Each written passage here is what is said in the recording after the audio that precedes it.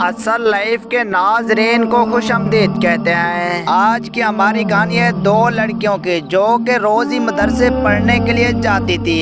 ایک کا نام تھا رابعہ اور دوسری کا نام تھا سیما۔ یہ دونوں مدرسے پڑھنے کے لیے جاتی تھی۔ جو رابعہ تھی اسے سبق روز ہی یاد نہیں ہوتا تھا، اسے روز استاد بہت پیٹتا تھا۔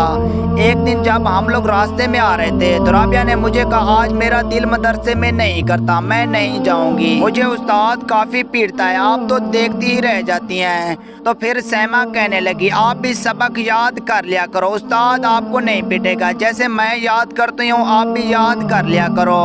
رابعہ کہتی ہے مجھے یاد تو ہوتا ہے لیکن جیسے میں استاد کے پاس جاتی ہوں تو مجھے فوراً سبق بھول جاتا ہے۔ پھر سیما اسے کہتی ہے تم آج میرا کہنا مانو، مدرسے میرے ساتھ چلو، اگر آج آپ کو استاد پیٹے تو صبح آپ گھر سے نہ آنا۔ تو رابعہ سیما کی بات مان لیتی ہے اور مدرسے اس کے ساتھ چلی جاتی ہے۔ باری باری بچے سب سبق سناتے ہیں، جیسے رابعہ کی باری آتی ہے تو استاد اسے آج مارتا نہیں ہے اور بڑی دیر تک سمجھاتا ہے۔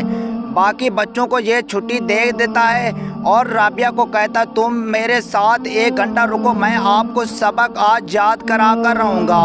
سب بچوں کو استاد چھٹی دے دیتا ہے، روز رابعہ کو 1 گھنٹہ روک لیتا تھا۔ میں تو دل میں حیران ہو گئی کہ رابعہ کو 1 گھنٹہ استاد کیوں روکتا ہے۔ اور رابعہ جب میرے ساتھ صبح آتی تھی تو کافی پہلے سے زیادہ پریشان ہوتی تھی۔ میں اس سے پوچھتی بھی تھی آپ کو سبق اب یاد ہوتا ہے؟ اس بات پر رابعہ کوئی بھی جواب نہیں دیتی، وہ خاموش ہی رہتی ہے۔ میں تو اس کی پریشانی دیکھ کر حیران ہو رہی تھی کہ یہ پہلے کی طرح نہیں رہ گئی ہے۔ جیسے ہم لوگ مدرسے پہنچے تو پھر سے استاد نے اسے آج بھی 1 گھنٹہ روک لیا اور میں باہر مدرسے کے چلی گئی۔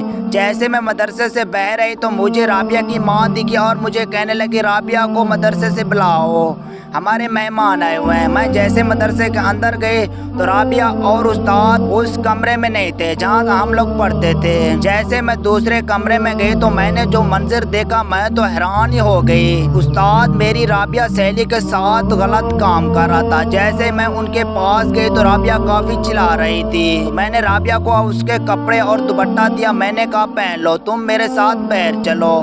تو پھر استاد مجھے کہنے لگا تم سیما یہ بات کسی کو نہ بتانا۔ تو میں چلا کر کہنے لگی یہ میں بات پوری بستی کو بتا دوں گی کہ آپ لڑکیوں کے ساتھ کیا کرتے ہیں۔ تبھی تو میں سوچوں کہ رابعہ کو آپ 1 گھنٹہ کس لیے روک دیتے ہیں۔ آخر میں بس یہی بات کہوں گا کہ سارے مدرسے والے ایک جیسے مولوی نہیں ہوتے، کچھ بندے ایسے ہوتے ہیں جو کہ غلط کام کرتے ہیں۔